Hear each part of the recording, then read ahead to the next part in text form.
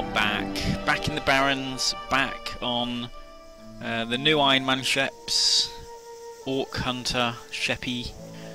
I could probably have had the same name, but I wasn't sure, and I didn't want the tracking on the Iron Man tracking website to screw up, so I've picked a different name. This is my new character, Orc, for I guess obvious reasons, primarily because the Goblin starting zones were getting incredibly tedious. I just want to show you that he's legit. He's too legit to quit. He's got no deaths, he's got no glyphs, he's only got white gear, and he has no talents and no buffs at the minute as well. So we're going to get on, we're going to do this. Now in terms of quests, I'm right up to where we were. I think I might have done an additional quest. The things I was killing before that killed me. Yeah, they're all dead. So now we're after the next dude. He's called Henry Zykes. He's making maps or something. Not entirely sure. And I think this might be him there. So that's good. In fact, that was the guy who we were actually attacking last time.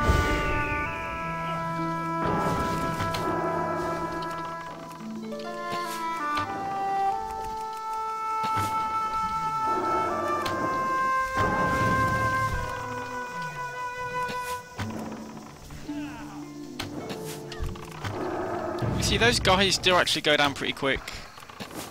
I don't know what I managed to do last time, but what I did find out is up in this this base up here where we did the previous set of quests, there are actually some NPCs that are level 40, and they flag you for PvP when you attack them as well, which is like doubly shit.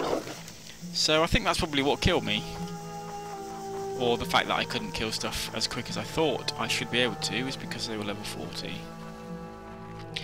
Okay, so I did promise that I would be fast forwarding a lot of this content, so I'm going to start doing that, and then I'm probably going to look at voicing it over afterwards so I can explain what was going on.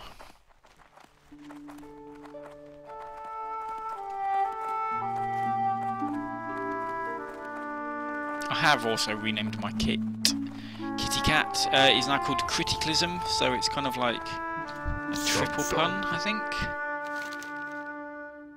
which is nice. And with level 34, I've got I did have a fair bit of rest XP, but obviously because I've dinged, it's worth less. So now we're off to talk to Macabre Flathoof at Camp Unafi in the Southern Barrens, which is quite a mouthful.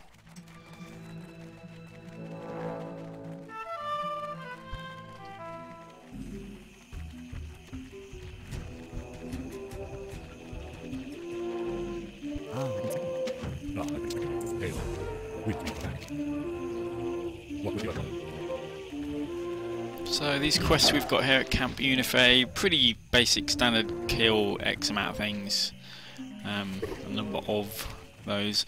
The first ones we've really got to do is, actually I'll ignore this completely until last, but the tentacle things there, they've actually captured some residents of Camp Unife, and what we have to do is kill those, and it releases the guy. They're a little bit annoying actually, those things, because although they don't directly attack you, they will put you into combat. So you'll see in a little bit I'm going to do a quest to collect some flowers, and annoyingly, flowers are usually next to those tentacle things, and you know, when you mount up, run up to one of the flowers, go to collect it, it dismounts you and you can't mount up again until you've killed the flower, or killed the tentacle. It's kind of annoying. Not a difficult thing at all, but you know, still a bit annoying.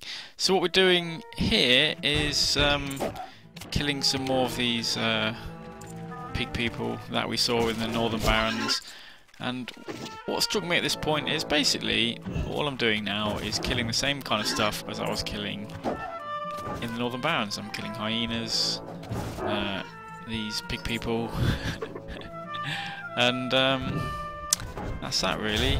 So it doesn't really strike me as though they've actually done a massive amount of work at this point on the level or they've done is just split it up and made you go to Stone Talon first. But now we're releasing some of these captive people who've been caught. It seems like the people at the Camp Unive just like they're getting caught by either inhabitants of the Barrens or plants. So they seem a bit retarded, if I'm being honest with you. You know, that's what Barrens chat does to people, it sends you a bit retarded. So things are going pretty well up until this point. Well, yeah, I'm quite happy with where my hunter is at, so to speak. I think definitely leveling up for the 5th time has been useful for me. I've noticed a couple of bugs that have almost had me killed previously a couple of times. For example, when you're on your mount and you attack something, bringing you off your mount, your pet won't attack. He'll just sit there and look cute, and that's quite annoying because obviously you're going to need it to grab aggro. Just minor little things like that. I'm also being very much more aware of crowd control abilities, and we'll see in a little bit of feign death I actually use as well.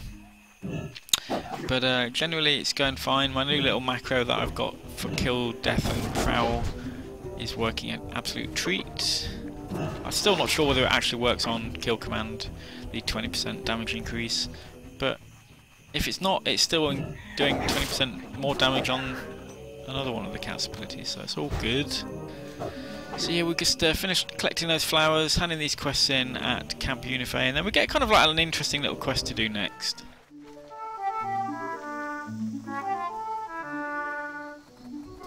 So we're off into this kind of battle arena here to fight a guy called Saber Snout. It doesn't look promising from the offset, and then he brings his buddies. And at this point, I'll be honest with you, I was thinking 20 minutes in, having leveled up this new character, I'm going to die. So, yeah, it's not looking promising. A guy called Saber Snout. Thankfully, it's kind of like 1980s Kung Fu style. He's brought his friends along. They're just there in the background cheering, not actually doing anything. He has got an awesome line though. You are strong, but strong enough for the apocalypse. And takes loads of balls in as well. Good opportunity there for me to use feign death.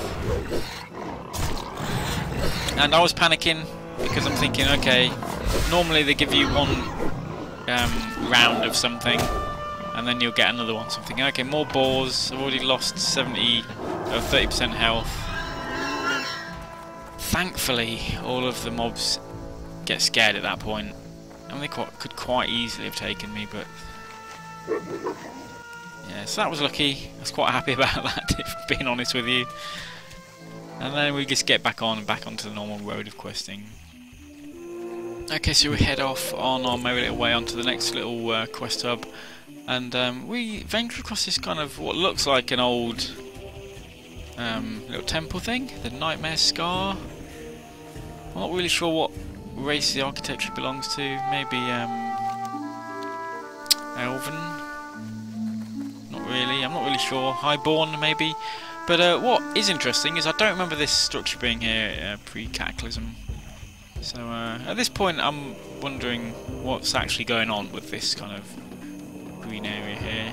And thankfully it's explained when we get into town. There's a guy who's got a whole backstory for those of you that are interested in lore. I'll read that out for you. It's quite interesting. As druids, we are tasked with protecting the balance of nature. My life's work has gone against this. In my folly I have sown chaos, and this deviant crop must be reaped before it spreads further. Did you know that the Barrens was once a lush forest? Thousands of years ago, before the first sundering, it was a verdant and thriving, watched over by the Kaldorei. But when the continents were torn apart and this land became separated as what we call Kalimdor, this valley of nature became a harsh, sun-scorched plain. When first I learned this, I saw it as a great tragedy. I decided I would find a way to regrow the forests once more. While studying the land, I discovered a cave that stretched deep beneath the earth. These waterways carried underground rivers for miles beneath the parched savanna above. I named them the Wailing Caverns, for the howls made by the wind and steam as they cursed through its depths. This would be the instrument of revival, I thought. The water had already bubbled to the surface as small lush oases throughout the barrens. If it were imbued, enhanced, this growth could spread across the entire land. My plan was to connect these underground waters directly to the Emerald Dream itself. With my faithful disciples, I journeyed deep within the Wailing Caverns, settled into meditation, and entered the dream. Through my own body, this world was connected to it. It was there that everything went wrong. I came upon what I can only describe as an overwhelming corruption within the Emerald Dream, an unending nightmare that seized me in its claws and tore at my very mind. I could not break free of its grasp. My disciples were unable to wake me. Whatever this corruption was, it found its way into our world through my body. I did, indeed, channel its energies into the Wailing Caverns, and its horrible influence twisted the wildlife there into chaotic, deviant forms. Even my disciples were affected, their minds overcome by madness and savagery. They took on the forms of serpents and called themselves the Druids of the Fang. I was saved by my last disciple, Mio, and a band of adventurers. I considered the entire instance a failure. It wasn't until the cataclysm occurred that I realised I'd been far too successful. When the Barrens was cracked apart, a great font of underground water was breached and flowed up to the surface, full of the energies it was imbued within the Wailing Caverns. Life immediately sprung from the earth around it, and the animals thrived, and then it continued to grow uncontrollably, unchecked. Now I have to answer for my arrogance in thinking I could dictate the flow and shape of nature itself. This overgrowth must be stopped before it chokes out the natural world entirely. Goddess, watch over you. The loon be with you.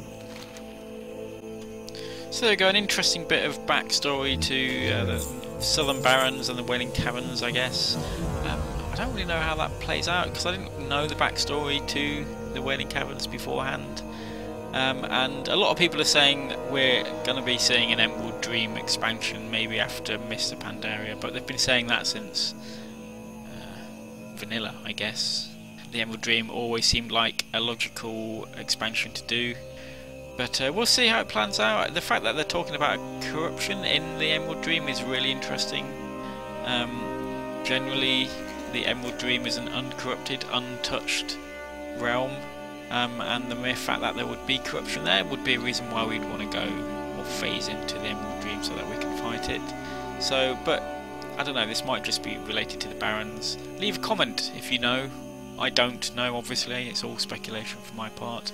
But it's nice that there's some backstory there. Usually I just read, I don't even bother reading the quests. But this one kind of piqued my interest a little bit. It makes a slight diversion from questing as well. But we'll get on to that in the next episode. I'm keeping these a lot shorter, trying to get them under 15 minutes with more content in. We've done half a level, we've done alright. I'll see you next time.